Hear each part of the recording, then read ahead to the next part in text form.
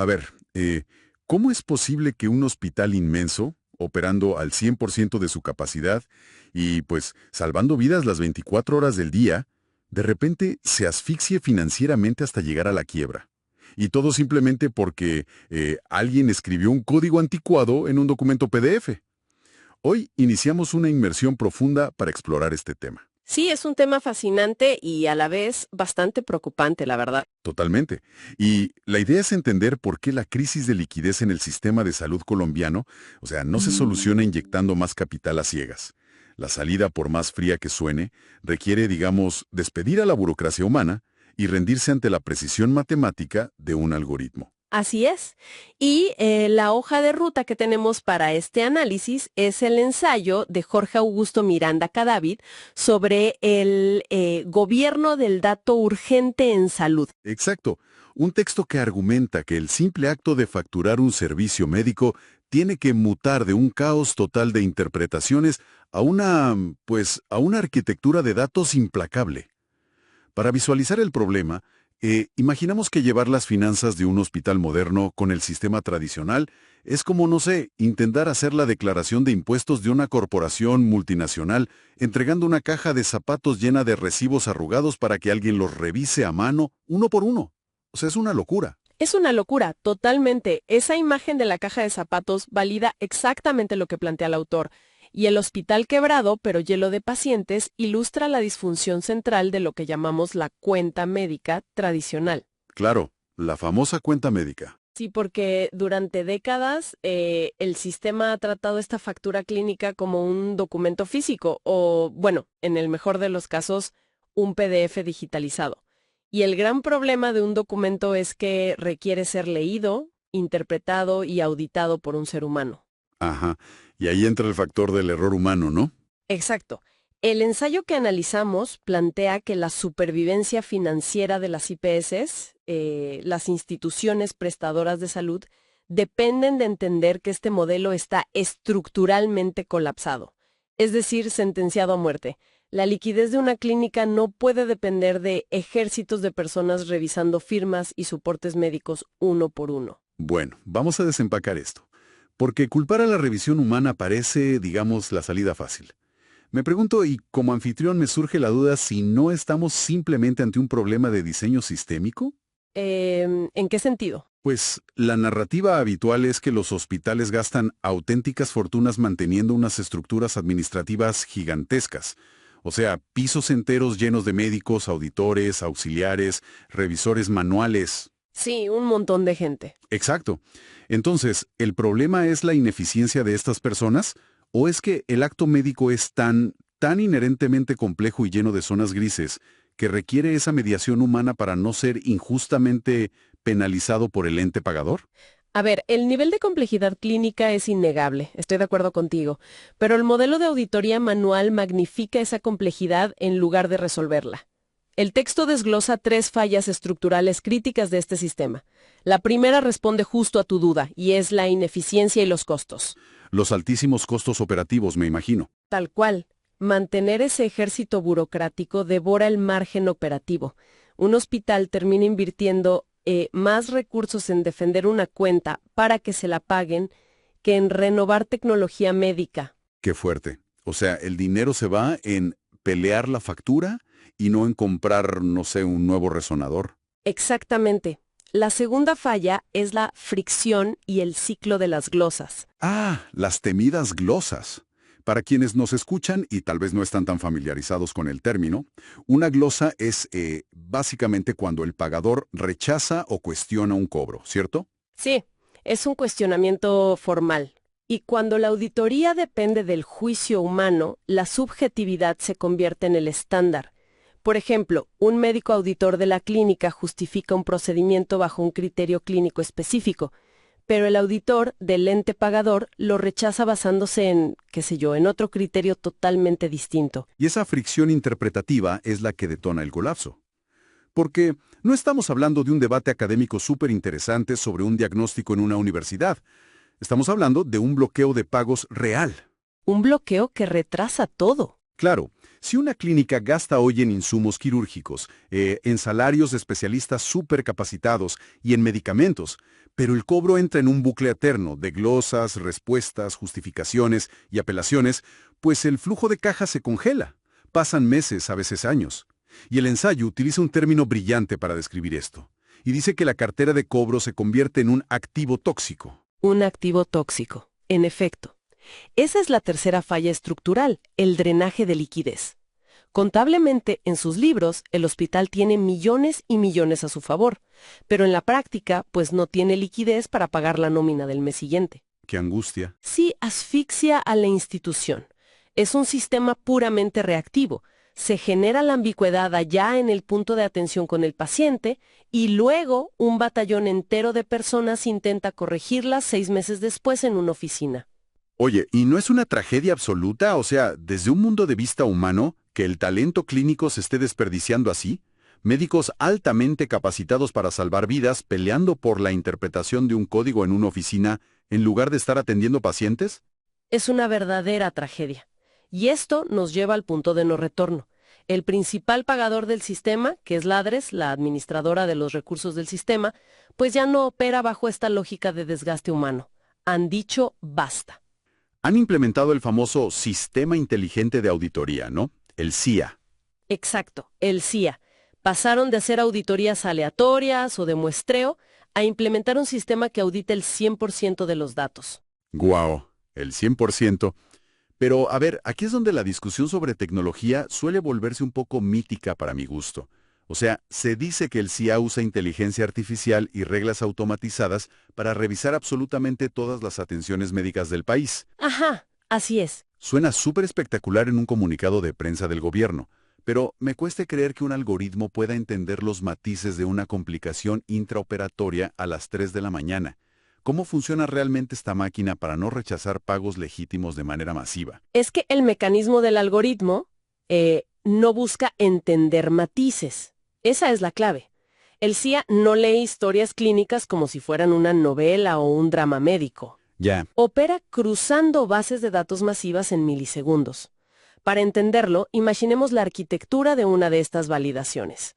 Cuando un archivo llega a la ADRES, el algoritmo extrae el código CUPS del procedimiento realizado. El código del procedimiento, sí. Y lo cruza instantáneamente con el código del diagnóstico principal, usando estándares internacionales como el CIE-10 o próximamente el CIE-11, y verifica al mismo tiempo parámetros demográficos como la edad y el género del paciente. Claro, o sea, si el hospital envía el código de, digamos, una cesárea, pero el código demográfico indica que el paciente es de género masculino, el rechazo es inmediato, ¿no? Exacto. Eso es un ejemplo extremo, claro, pero ilustrativo. La inteligencia artificial del CIA evalúa cientos de miles de estas reglas de negocio y determinan si el procedimiento es pertinente médica y financieramente al mismo tiempo. Todo a la vez. Todo. Evalúa las frecuencias de los tratamientos, las dosis máximas permitidas de un medicamento e incluso si hay concordancia entre el nivel de complejidad del hospital y lo que están facturando. Si la regla binaria se cumple, el pago pasa. ¿Y si no? Si hay una discrepancia de un solo dígito, un solo dígito en la codificación, se rechaza.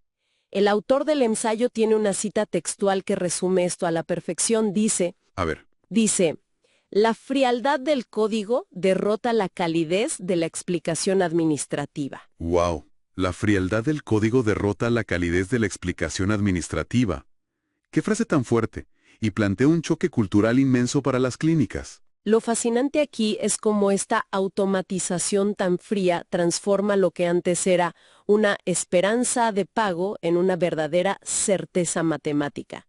Porque si la información está perfecta, la ADRs tiene una promesa inaudita en este sector. ¿Cuál promesa? Prometen pagar en 15 días. 15 días, si todo cuadra. Esto reduce drásticamente no solo el error humano, sino también los márgenes para la corrupción. 15 días. O sea, pasar de una agonía financiera de meses o años a tener el dinero en 2 semanas. Pero, o sea, significa que ya no sirve enviar una extensa carta firmada por el jefe de cirugía detallando por qué se desvió del protocolo estándar debido a una variable imprevista con el paciente. Para nada. Esa carta ya no la lee nadie. Si el código alfanumérico no cuadra con la base de datos centralizada, la factura te rebota en, qué sé yo, 0.01 segundos. Pero también hay que mirar la otra cara de la moneda, ¿verdad? Claro. Porque si el Estado impone este sistema implacable, está asumiendo que todos los hospitales tienen la infraestructura para comunicarse a ese nivel de perfección algorítmica. Y, pues sabemos que nuestra realidad no es así. Hay clínicas regionales luchando con conexiones a Internet súper inestables. ¿No es esto una especie de condena para las instituciones con menor capacidad tecnológica? Pues es un desafío gigante. Pero para que la inteligencia artificial del CIA apruebe estos pagos en 15 días, los hospitales, grandes o pequeños, no pueden seguir enviando información desordenada. Literalmente tienen que cambiar su ADN administrativo interno. Aquí es donde se pone realmente interesante, porque el ensayo propone un cambio ontológico profundo. O sea, pasar de la factura de papel a algo completamente nuevo. Hablan de disolver para siempre el área tradicional de cuentas médicas, ¿cierto? Sí, eliminarla por completo. Y en su lugar crear algo llamado la Oficina de Gobierno del Dato. Así es, el nuevo cerebro institucional. No se trata ya de revisar facturas al final del mes, tapando huecos. La función fundamental de esta oficina es lograr, y esto es clave, la calidad en la fuente. Calidad en la fuente, o sea, desde que el médico atiende al paciente. Exactamente. Esto requiere 3 cosas innegociables. Primero, una codificación fría y precisa, usando estrictamente los estándares internacionales, como CIE 10, CIE 11 y CUPS. Ajá. Segundo, interoperabilidad. Los sistemas internos tienen que hablarse entre sí para eliminar completamente los soportes físicos y el papel. Nada de carpetas bajo el brazo. Nada. Y tercero, la integridad del dato. El dato debe ser único, veraz y oportuno. O sea, si el dato nace perfecto en el mismísimo instante exacto del acto médico, la factura prácticamente se genera y pues se aprueba sola.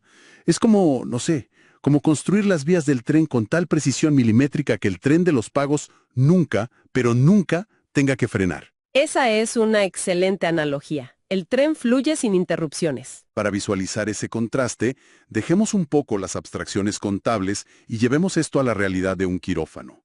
Pensemos en una cirugía común, una apendicectomía de urgencia. Perfecto, veamos ese caso. En el sistema tradicional, el cirujano opera, salva al paciente y luego escribe unas notas a mano a las prisas o en un procesador de texto genérico. Luego, la farmacia entrega los antibióticos anotando en su propio sistema que no se habla con el del médico. Y semanas después, un pobre auxiliar administrativo intenta traducir todo ese caos a códigos facturables. Rezando para que esos traductores humanos coincidan milagrosamente. Exacto. Es como intentar traducir un poema técnico súper complejo en 5 idiomas distintos usando personas que jamás hablan entre sí. Y la fricción surge porque esos lenguajes no están para nada sincronizados. Ahora, veamos esa misma apendicectomía, pero bajo un modelo real de la Oficina de Gobierno del Dato, gobernado por interoperabilidad. A ver, ¿cómo se vería? El cirujano ya no escribe un texto libre en un papel. Selecciona parámetros estructurados directamente en la historia clínica electrónica. Con menús desplegables y todo eso. Exacto. Al documentar el abordaje quirúrgico, el sistema le asigna automáticamente el código exacto del procedimiento. Al diagnosticar la apendicitis aguda, se vincula el código diagnóstico internacional correspondiente de forma automática. Y es aquí donde esa interoperabilidad se vuelve verdaderamente crítica, porque el acto del cirujano dispara una cadena de eventos invisibles, ¿no? Totalmente invisibles para él. O sea, cuando el anestesiólogo registra los miligramos exactos del medicamento administrado, esa información viaja directamente al inventario de la farmacia para descontar el frasco. Sí, en tiempo real. Y simultáneamente se aloja en la prefactura financiera con el código homologado. Son computadoras comunicándose mediante protocolos súper estrictos. Y me imagino que si el apretón de manos digital entre el quirófano y la farmacia no cuadra, pues la conexión falla en el acto. Exacto. Falla ahí mismo y te permite corregir el error mientras el paciente sigue en la sala de recuperación, no 6 meses después cuando ya nadie se acuerda de qué pasó. Claro, qué diferencia. Pero, a ver, obtener liquidez en 15 días es la gran meta financiera, es el sueño del gerente del hospital. Pero este nivel de precisión algorítmica en la información médica tiene consecuencias que estoy seguro van muchísimo más allá del dinero, ¿verdad? Ah, sin duda. Si conectamos esto con el panorama general, ampliar el enfoque desde el simple departamento de contabilidad hacia el impacto real en el sistema de salud, nos revela cosas increíbles. El autor detalla 3 consecuencias mayores de adoptar este paradigma. ¿Cuál sería la primera? La primera es la prevención del fraude. Importantísimo en nuestros países. Crucial. Al tener una trazabilidad total en tiempo real, se protegen los recursos públicos de una manera sin precedentes. Claro, porque el monitoreo es instantáneo. Si un sistema cerrado de datos detecta, no sé, que una clínica muy pequeñita y de baja complejidad de repente empieza a facturar 50 procedimientos de neurocirugía súper especializados en un solo fin de semana, Pues el algoritmo dispara una alerta instantánea. y frené el pago de una. Ya no hay que esperar a que llegue una auditoría anual del gobierno para descubrir el desfalco o los cobros fantasma. Exactamente. Se cierra esa puerta. La segunda gran consecuencia es el salto hacia las decisiones basadas en evidencia. Entender de manera instantánea los costos reales y, lo más importante, los desenlaces clínicos. O sea, entender qué tratamientos realmente están funcionando y a qué costo. Sí, ya no cruzas datos solo para cobrar. Cruzas datos para saber si una técnica quirúrgica específica reduce las tasas de reingreso al hospital en comparación con otra. Eso es fascinante. Es usar los datos para iterar y mejorar la medicina misma, no solo para la burocracia. Y eso nos lleva a la tercera gran implicación, que para mí es vital: la reasignación de los recursos humanos. ¿Liberar al personal? Sí, médicos, enfermeras y especialistas se liberan por fin de la defensa de la cuenta. Ya no tienen que perder horas justificando un procedimiento en un escritorio y pueden volver a lo que realmente importa: la atención humanizada del paciente. O sea, una medida aparentemente tan fría y financiera como gobernar datos estructurados termina siendo paradójicamente una medida profundamente humanista. Exacto, porque devuelve al personal médico a las camas de los pacientes. Los saca del papeleo. Entonces, ¿qué significa todo esto para nuestra audiencia? A manera de síntesis de este extenso mapa que hemos recorrido. El ensayo no es, digamos, un simple manual sobre qué software contable comprar. Es un diagnóstico de supervivencia institucional. Así es, de vida o muerte para los hospitales. Las clínicas enfrentan una disyuntiva radical. O abrazan las cuentas médicas tradicionales, lo cual es básicamente abrazar la insolvencia y quebrar, o modernizan su ADN. El futuro es 100% digital, codificado y transparente. Y comprender esto es vital, porque la eficiencia financiera de los hospitales es lo que, al final del día, garantiza el derecho a la salud de toda la población. Un sistema sin liquidez, que no tiene cómo pagar insumos, simplemente no puede salvar vidas. Es así de simple. Sin liquidez, no hay salud. Pero bueno, se nos va acabando el tiempo para esta inversión profunda. Sí, pero antes de irnos, quiero cerrar con una idea nueva, algo para que la audiencia lo piense un poco. Adelante, te escuchamos. Pensemos en la inmensa infraestructura que se está construyendo. Con todo esto, si ahora todos los hospitales del país van a transmitir datos perfectos, estructurados, milimétricos y en tiempo real a una inteligencia artificial central de la ADRES, solo para poder cobrar en 15 días, ¿qué pasará cuando esos mismos algoritmos financieros empiecen a identificar patrones de salud pública? Wow. A ver, explícame eso. Imaginemos un futuro súper cercano donde un pico repentino en la facturación de un código específico, digamos un código de diagnóstico respiratorio inusual en una ciudad del país, actúe inmediatamente como una alerta epidemiológica temprana. O sea que el algoritmo de pagos se dé cuenta antes que los médicos. Exacto. Podría ser que esta enorme tubería de datos financieros se convierta en nuestro primer y más rápido sistema de defensa contra la próxima gran epidemia, incluso semanas antes de que los epidemiólogos la detecten formalmente en los hospitales. ¡Qué locura! O sea, una infraestructura diseñada para asegurar liquidez convertida en un escudo de salud pública a nivel nacional. Es una perspectiva increíble. Sí, nos deja mucho en qué pensar sobre cómo los datos van a seguir transformando nuestro mundo, mucho más allá de lo que imaginamos inicialmente. Definitivamente, queda la invitación súper abierta para seguir cuestionando y explorando estos ecosistemas digitales. Ha sido un análisis revelador sobre cómo la frialdad de un código puede, al final del día, proteger la fragilidad de la vida humana. Nos despedimos por hoy, pero la conversación sobre el gobierno de datos apenas comienza.